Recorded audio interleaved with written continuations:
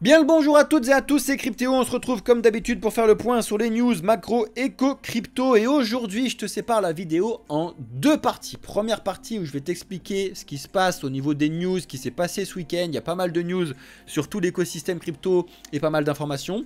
Donc ça, il faut que tu sois au courant de tout ça. Et la deuxième partie, c'est ce qui t'intéresse le plus. Je le mets à la fin de la vidéo pour le watch time de YouTube, tu connais. C'est ce qu'il se passe actuellement sur Bitcoin.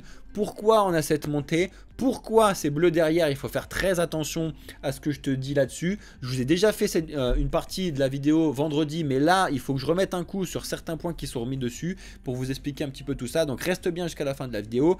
Lâche ton like, commente.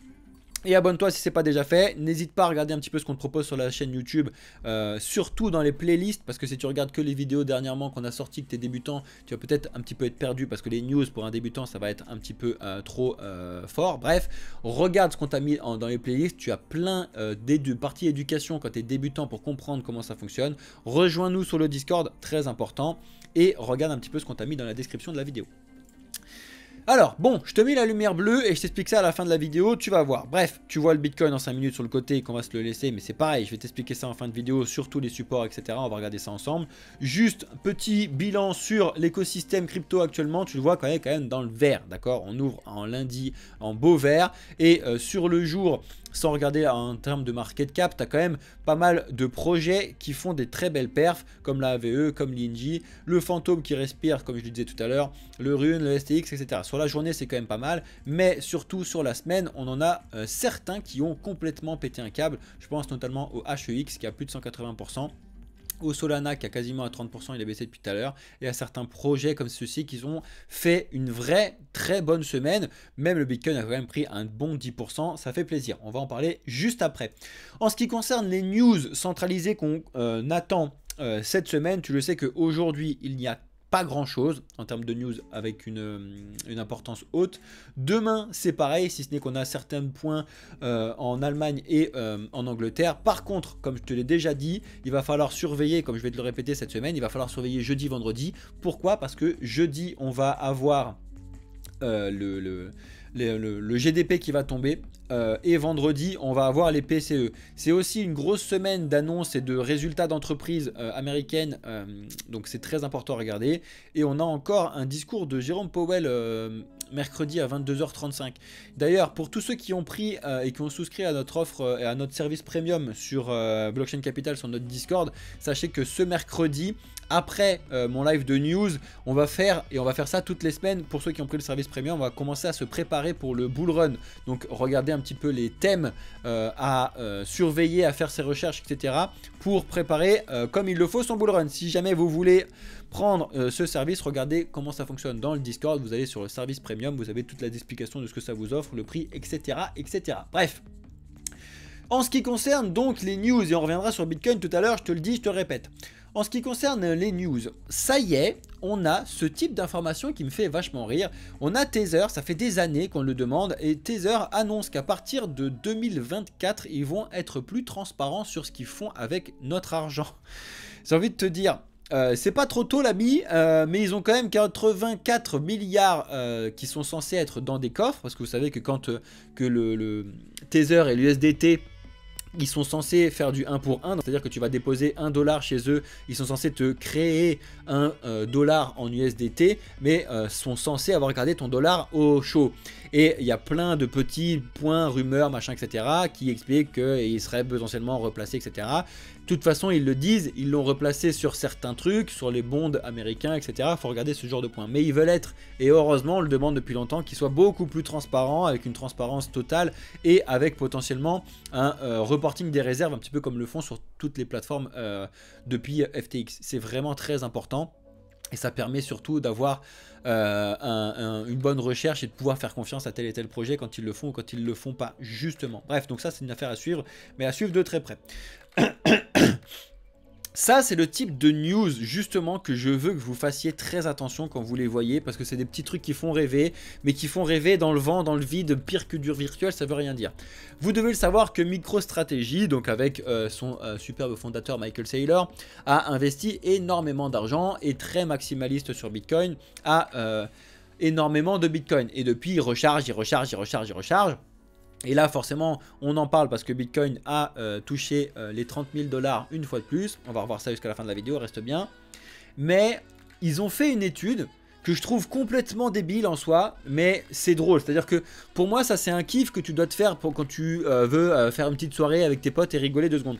De là à le balancer en news, informative, comme quoi c'est génial et tout, je trouve ça complètement débile. Ils ont fait le truc de comme quoi... Si ils n'avaient pas investi ce qu'ils ont investi sur Bitcoin, mais s'ils l'avaient fait sur Ether et en faisant du stacking d'Ether. Naturellement, ce type de comparaison peut à la rigueur fonctionner pour les petits investissements, parce que du coup, ce que tu fais n'influence en rien le marché, d'accord? Là, MicroStrategy sont tellement gros, en détenant tellement de Bitcoin, en ayant fait tellement de pubs dessus à chaque fois que ça influence forcément un petit peu sur les cours, etc. Que de faire cette comparaison ne veut rien dire du tout. C'est complètement débile.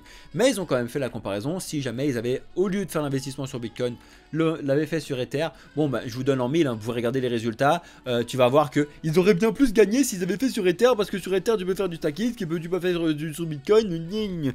Sauf que dans ce type d'analyse, et encore c'est mon métier en plus de vous parler de ce genre de trucs, donc je sais très bien, ce type d'analyse, c'est vrai, c'est-à-dire que les résultats qui sont mis dessus sont réels, je vous le répète encore une fois, mais ils sont mis avec un certain nombre de variables à l'entrée. Et tu changes ne serait-ce que d'un centimètre cette petite variable et le résultat n'a plus rien à voir. D'accord? Donc là, par contre, les variables qui ne peuvent pas être prises en compte là-dessus, c'est l'impact d'un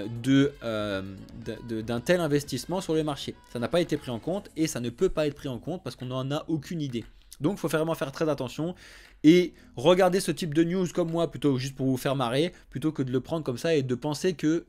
parce que là, le but du jeu de la news, hein, c'est de penser qu'Ethereum est mieux que Bitcoin, parce que c'est du stacking, parce que machin, parce que truc. Sauf que c'est complètement pas du tout ça, et du moins, c'est pas du tout ce qu'il faut en tirer comme leçon quand on regarde ce type de truc. Bref.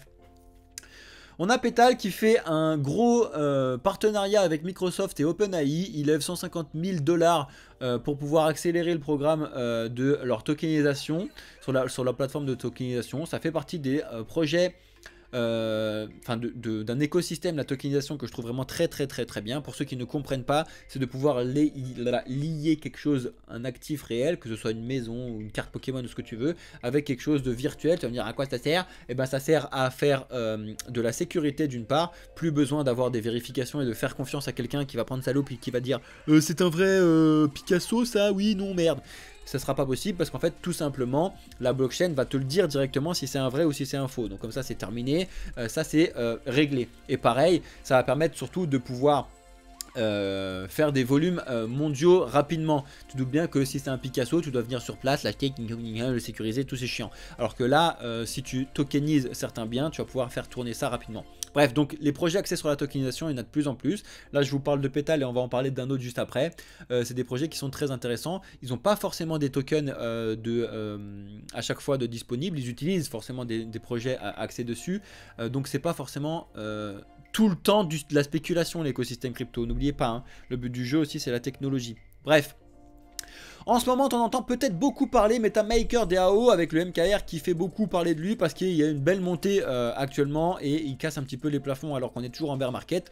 Donc ça fait partie des projets qui sont à surveiller pour moi et selon moi parce que c'est des projets qui sont justement en DAO, des projets où c'est ceux qui détiennent le jeton qui décident directement de ce qu'ils font. Il n'y a pas un trou de balle au-dessus comme nos présidents, nos gouvernements, etc. qui décident à ta place, qui te posent une question et après qui te disent ouais, je m'en fous, j'ai 49.3. Hein, sans référence, salut Manu.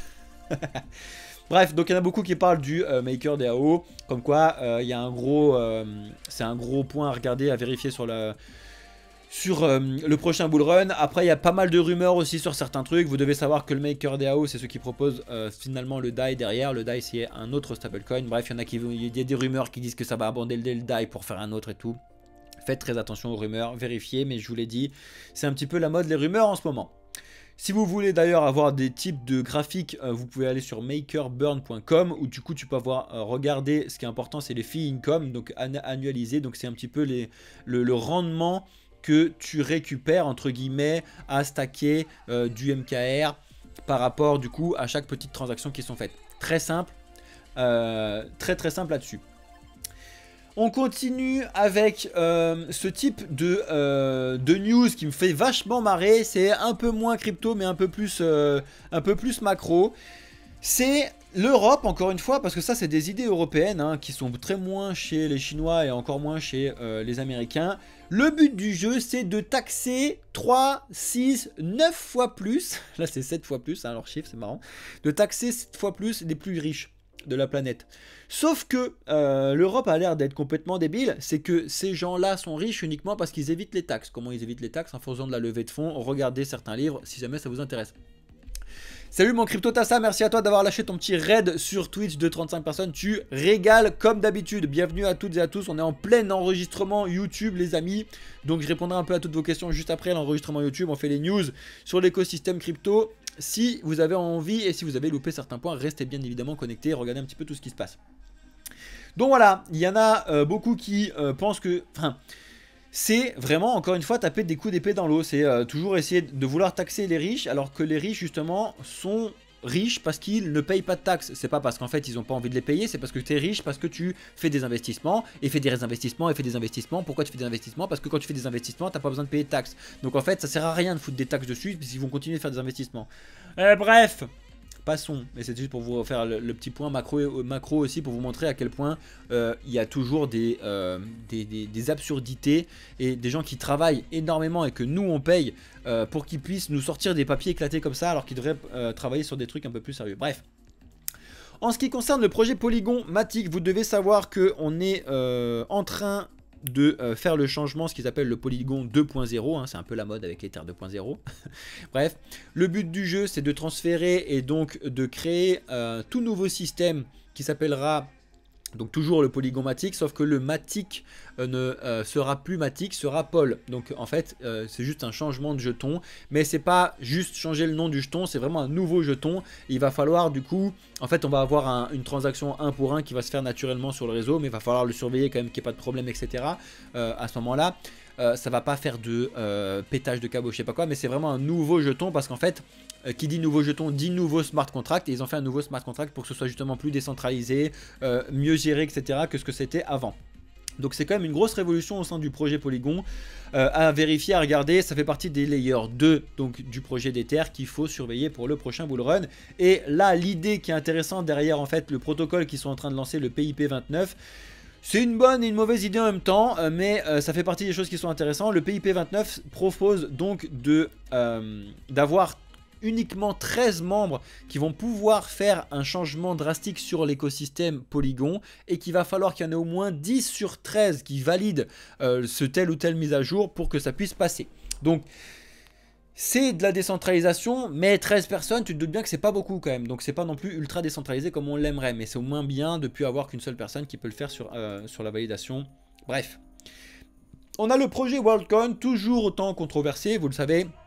Le projet Worldcoin, pour ceux qui débarquent, c'est les scans d'iris pour pouvoir faire un truc décentralisé, une identité décentralisée. En soi, l'idée peut être intéressante, mais là, quid des données derrière, c'est un peu le bazar. Bref, vous devez savoir que actuellement, pour te faire scanner, ils récompensent aux alentours de 60 $ en WLD. Je te le répète, 60 $ pour toi en France, c'est peut-être complètement débile. Quand tu vas à Madagascar, par exemple, 60 $, c'est 1 mois et demi de travail pour se faire scanner l'iris. Donc t'inquiète pas que sur tous ces pays-là, ils y vont. Bref, en tout cas, ils sont en train d'abandonner l'USDC justement pour favoriser le WLD, donc leur token natif, bien évidemment. C'est un petit peu le gros changement qu'il y a actuellement à ce sujet-là. Alors on a ce type de rapport que je vous mets de temps en temps. Il y a il y avait les rapports sur les trucs du terrorisme, il y a les rapports sur les études Bitcoin, enfin, bref il y en a plein. Là c'est un rapport développeur qui est sorti sur le fin de la semaine dernière. C'est assez intéressant, pourquoi? Parce que tu vas te rendre compte qu'il y a un réel gros engouement de développement sur l'écosystème crypto depuis quelques années, et que là on a eu, ça s'est un petit peu tassé, parce qu'en fait on a vu toutes les vidéos de TikTok arriver sur toute l'année 2023. Devient développeur crypto, tu vas voir, tu vas gagner 30 000 € par mois. C'est vrai, mais ça prend pas 2 secondes pour devenir développeur. Et un bon développeur qui gagne 30 000 € par mois, c'est pas 2 secondes, d'accord? Donc en fait ce qui se passe, c'est que là on a plein de petits développeurs qui finalement se rendent compte que c'est pas si simple que ça, qui arrêtent parce que c'est pas si simple que ça. Bref. En attendant, vous avez un super rapport qui est intéressant là-dessus. Mais moi, ce que j'aime bien retenir, c'est quand tu vas sur ce site-là, donc developerreport.com, c'est que tu descends et j'aime beaucoup surveiller ce genre d'informations, de savoir combien il y a de développeurs au total et dans quel projet. Pourquoi? Parce que ça prouve à quel point, et avec des mises à jour, si il y a de plus en plus de développeurs qui arrivent sur le projet ou s'il y en a de moins en moins. Ça permet, parmi d'autres indices, de savoir si le projet il est plus ou moins solide, s'il y a plus ou moins d'argent d'investi dessus, s'il y a plus ou moins de gens qui s'intéressent au développement du projet. Et du coup, je trouve ça très intéressant de regarder au moins le top 10, 20, 50 et de regarder un petit peu ce qui se passe dessus. Tu te rends compte que Ether, avec énormément de développeurs dessus, tu dois le savoir parce qu'entre les développements de VM et les mises à jour qu'il y a, c'est énorme. Après, on a le Polkadot et le Cosmos et ça fait plaisir de voir ce type de projet là-dessus et regarder un petit peu comment se mettent et comment se positionnent les autres. Et de temps en temps, tu vois des un peu plus petits projets qui arrivent. Je pense notamment au Kusama. Alors, je dis un peu plus petit projet, c'est par rapport à Cosmos, Ethereum, etc. Mais regardez un petit peu ce qui se passe. C'est assez drôle. Ça vous donnera potentiellement aussi des idées de tendance de développement dans l'écosystème crypto. Bref, ça c'était le deuxième projet que je vous disais tout à l'heure avec Petal, là que je vous disais tout à l'heure. Là c'est Opcap, donc c'est un autre projet qui est sur l'investissement immobilier tokenisé. Je vous invite à regarder l'article sur Cryptost si ça vous intéresse, que vous puissiez comme d'habitude ouvrir votre esprit sur ce qu'on peut faire avec la technologie blockchain. On continue avec la SEC qui fait une nouvelle victime, le LBRY pour Library est au tapis. Alors on le sait depuis très longtemps, mais là c'est vraiment officiel. On le sait depuis le procès qu'on a eu en juillet, je vous en avais déjà parlé. Ceux qui ne savent pas ce que c'est que le LBRY, c'était une proposition de plateforme YouTube en gros, mais développée, décentralisée. Ça ne marche pas, ils ont officialisé que c'était mort à cause de ce qui se passe avec les attaques de la SEC, etc. Par contre, comme tu peux le lire là-dessus, bref, je ne sais plus où il est, la plateforme est toujours utilisable, mais fermée. Enfin, ouais, c'est un peu compliqué comme délire. En tout cas, pour te dire que c'est pas si simple de faire un développement décentralisé non plus dans un monde centralisé comme on l'est actuellement.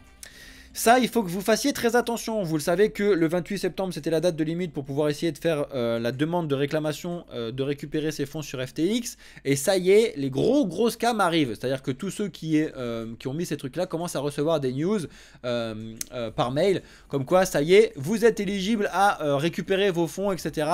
Non!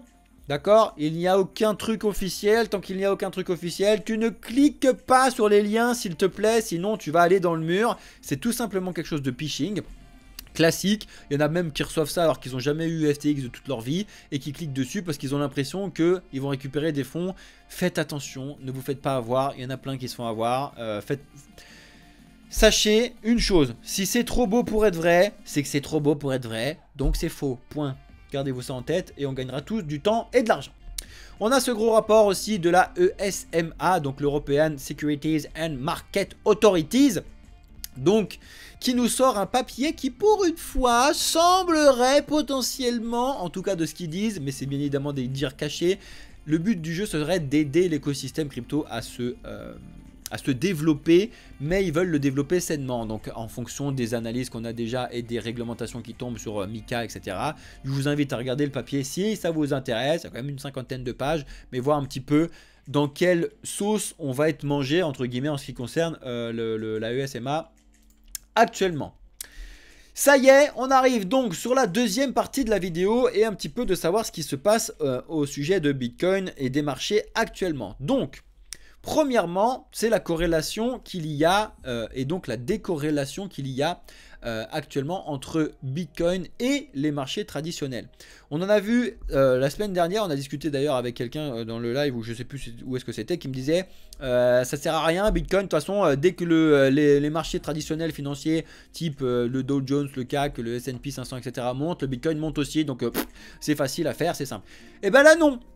Ça te prouve à quel point ça ne fonctionne pas du tout parce que là actuellement et depuis une semaine on a les marchés traditionnels qui se viandent la tronche mais bien comme il faut, hein. Si tu vas regarder un petit peu le cours du S&P, du Dow, etc. ça se casse les dents. À l'inverse, le Bitcoin et l'écosystème crypto ont bien monté. Donc la corrélation et les points de corrélation sont pas si simples que ça, d'accord? Il faut quand même regarder, mais tu te doutes bien que selon les sujets, selon les news, selon les fake news, selon les thunes et les mouvements de thunes qu'il y a, la corrélation, oui et non. Donc tu as sur Bitcoin Magazine ce type d'informations qui peuvent tomber avec ce type de graphique qui encore une fois, il faut prendre des pincettes, mais plus tu te rapproches de 1, plus tu as une corrélation parfaite, donc forcément Bitcoin avec Bitcoin, une corrélation parfaite, mais là tu regardes qu'avec le gold par exemple, il n'y a pas du tout de corrélation actuellement, alors que ça ne l'était pas forcément pendant le bull run, il y avait un peu plus de corrélation, et que le S&P 500, la corrélation descend de plus en plus, et encore une fois, c'est à prendre avec des pincettes, parce que là c'est sur les 252 derniers jours de trading, encore une fois ça veut un petit peu tout et rien dire comme d'habitude, mais c'est important d'avoir les points d'entrée de ce type d'études. Bref, si vous voulez avoir aussi pas mal d'informations au sujet de Bitcoin, notamment, regardez un petit peu ce qui se passe sur Bitcoin Magazine, c'est quand même pas mal. On continue et je veux vous montrer en exemple ce tweet là, donc ce X là, parce que il faut que vous fassiez très attention, vous devez en voir passer de partout, que ce soit des tweets ou des vidéos sur YouTube ou des shorts sur TikTok, machin truc et tout. Actuellement, c'est parti, tu en as plein qui te disent c'est bon, le bull run est là, mettez tous vos sous, ça part, c'est génial. C'était aussi simple que ça se saurait depuis très longtemps. Mais tu as ce type d'informations qui là pour le coup sont vraiment du putaclic au possible, avec donc Alessandro Ottaviani, quelqu'un qui n'a pas tant que ça d'abonnés mais qui a été relayé sur quand même énormément de vues sur juste ce tweet là. Bref, il t'explique que la market cap a vachement augmenté en une semaine comparé à l'écosystème financier traditionnel que je viens de te dire, blablabla. Et surtout que Bitcoin pourrait atteindre les 1 million de valeur et qu'une fois qu'on aurait les 21 millions de Bitcoin disponibles, cela ferait 21 000 milliards d'investis sur l'écosystème Bitcoin. D'ailleurs, ça fait partie du pourquoi 21 selon les analyses qu'on a. À l'époque où Satoshi Nakamoto a lancé le Bitcoin, il avait pris le PIB ou je sais plus quel truc et ça donnait 21 000 milliards. Donc il s'était dit go, je vais foutre le Bitcoin à 21 millions et si jamais ça atteint 1 dollar, ça fait 21 millions, ça atteint 10 dollars, ça fait... Bon, bref, c'était un petit délire qui se tourne là-dessus. Ça se trouve c'est pas du tout pour ça qu'il a mis les 21 millions. Il y a plusieurs théories, on s'en fout. Là ça me fait rire parce que les gens vont se dire ça y est, si Bitcoin atteint les 1 million de dollars d'ici l'année prochaine, il y a des gens qui vont se dire, bon alors là c'est simple, il est à 30 000, bah écoute, je vais investir des sous dessus et je vais faire un fois 30 dans l'année, fois 30 dans l'année, pas trop risqué parce que c'est Bitcoin, c'est génial, go, je mets 10 000 balles dessus. Non non, tu dois mettre 10 000 balles sur le Bitcoin si tu as des réelles bonnes informations et de réelles bonnes intentions pour le faire. Si tu le fais juste parce que tu as un trou de balle qui te dit ça va atteindre 1 million d'ici peu, c'est complètement débile, d'accord ? Vrai ou pas vrai, il faut que tu puisses rentrer dedans, déjà avec de l'argent qu'on est capable de perdre, c'est pas si simple que ça, mais c'est aussi un petit peu ce que vous mettez sur votre livret A, sachez que vous êtes plus capable de perdre votre livret A que ce que vous mettez sur l'écosystème crypto, mais bon bref, ça c'était une aparté, je vous en ai déjà parlé pas mal de fois. En tout cas, je vous ai montré celui-là, j'aurais pu en prendre 50 milliards d'autres, il y en a plein, ça c'était le pire, entre guillemets 1 million, mais actuellement on parle beaucoup des 35, des 42 et des 50 000 dollars sur le Bitcoin actuellement, qui tournent un petit peu de partout. Personnellement, je pense qu'on en est très loin, d'accord? Je pense que les 32 sont touchables court terme par rapport à l'euphorie qu'il y a actuellement sur les marchés, mais macroéconomiquement parlant et en fonction de l'argent qu'il y a et qui est disponible pour pouvoir faire ça, les 42 et même les 35 ou les 42 et les 50 là d'ici la fin du mois d'octobre ou je sais pas quoi, parce que c'est ce qu'ils disent, ça me paraît un peu gros quand même. Mais bon bref, on verra bien ce qui se passe parce que de toute façon je ne suis pas devin, mais sachez que eux non plus. C'est surtout ça que je veux que vous reteniez. Donc qu'est-ce qui se passe et pourquoi tout le monde pète son câble? C'est pour la simple et bonne raison que Bitcoin a dépassé les 30 300, que moi je vous ai plutôt mis en 30 400, qui est donc une résistance très long terme et qui est accompagné surtout de la résistance psychologique des 30 000. On est au-dessus des 30 000, tout va bien, mais tant qu'on était en dessous des 30 400, 30 300, on ne pouvait pas, entre guillemets, croire à un nouveau rebond aux alentours des 31 32 000, et là, on le voit venir. Si tu le vois en données 4 heures, c'est beaucoup plus simple. Tu le vois bien qu'on a eu une poussée quand même assez violente depuis le 14 octobre, qui pour moi est une poussée ultra fake. Je vous en ai déjà parlé, je vous invite à aller regarder la vidéo qui a fait plus de 1300 vues là sur la chaîne YouTube pour regarder un petit peu ce que je vous dis là-dessus. C'est du giga fake qui se passe là-dessus. Pour moi, on n'est que sur Rumorland et sur euphorie totale, et que pour moi ça ne peut pas tenir le coup sainement, du moins sur l'avenir. Il faut au moins revenir sur les 27 25 et aller encore plus bas, on verra bien ce qui se passe, mais si ça se trouve on va finir le Uptober comme il faut et on va finir, on va faire un mois de novembre éclaté au sol comme le mois de novembre de l'année dernière. Mais l'année dernière on avait un mois de novembre à cause de FTX et de ce qui s'est passé là-dessus. On verra bien ce qui se passe. En attendant, surveillez un petit peu les points que je vous ai mis là-dessus, vous pouvez les retrouver comme d'habitude. Mais c'est très important à surveiller. Donc actuellement, tout le monde est en train de péter son câble. Euphorie totale. Et en général, quand tu fais la courbe des trucs de trading psychologique, quand on est en euphorie, on est quand même sur le haut. Donc attention. Mais ça ne veut pas dire que quand on est en euphorie, on ne peut pas faire encore plus haut. D'accord? Donc attention à tous ceux qui veulent prendre des shorts en mettant pas de stop loss. Vous allez pouvoir vous faire aussi rect très rapidement et très facilement. Donc faites attention à ça. Et ensuite, ce que je voulais vous dire sur le Bitcoin, avant de vous parler d'un potentiel problème, rumeur qu'il y a actuellement, qu'il va falloir vraiment creuser de très très près. Bref, avant ça, la dominance du Bitcoin a atteint son plus haut depuis plus de 2 ans et demi. Alors la dominance du Bitcoin, ça signifie que les gens sont actuellement attirés par Bitcoin plus que sur les autres cryptos. Tu regardes sur ce graphique là, c'est le point bleu. Et en général, donc on a un bull run Bitcoin avant d'avoir un bull run altcoin. Et qu'en fait on a la dominance qui va baisser pour laisser place à Ether et tous les autres shitcoins comme certains disent. Moi j'aime pas dire ça. Bref, actuellement vraiment Bitcoin est au plus haut. Alors est-ce que ça veut dire que Bitcoin va être au plus haut, il va stagner un petit peu et pendant ce temps là les altcoins vont monter? C'est ce qu'on fait pendant un bull run en général. Je ne pense pas, je pense que ça va bien s'essouffler rapidement et qu'on va avoir tout simplement le Bitcoin qui va rester sur une dominance assez haute, mais tout simplement parce qu'en fait les autres cryptos et le Bitcoin aussi vont devoir respirer un petit peu pour pouvoir mieux sauter. Bref.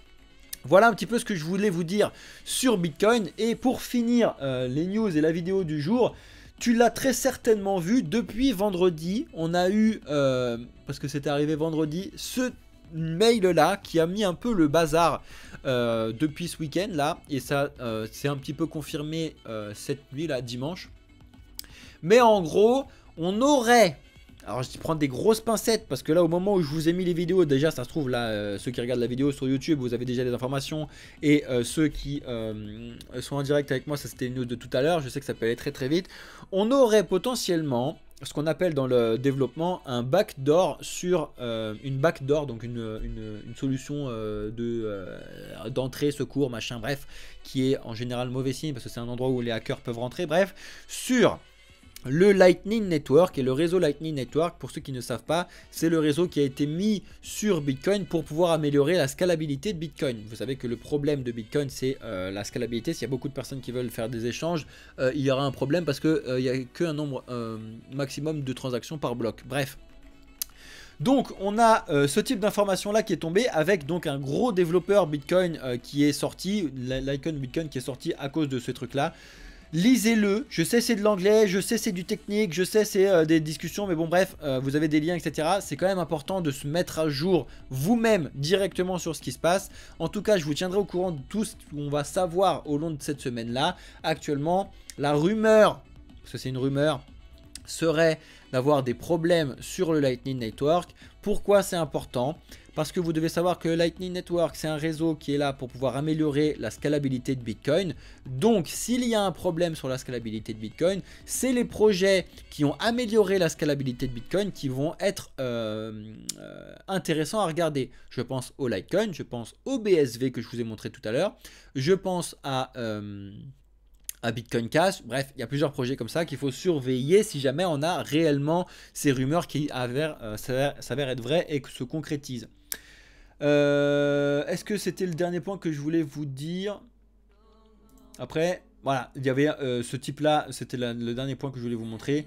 Mononote qui vous a fait un gros trade justement sur l'explication de ce qui se passe actuellement sur le Lightning avec une cyber attaque qui pourrait, vraiment on est dans le pourrait, on est dans le truc partout comme ça hein, actuellement. C'est pour ça que c'est très touchy, qu'il faut prendre des grosses pincettes quand vous regardez tout ce type d'informations là.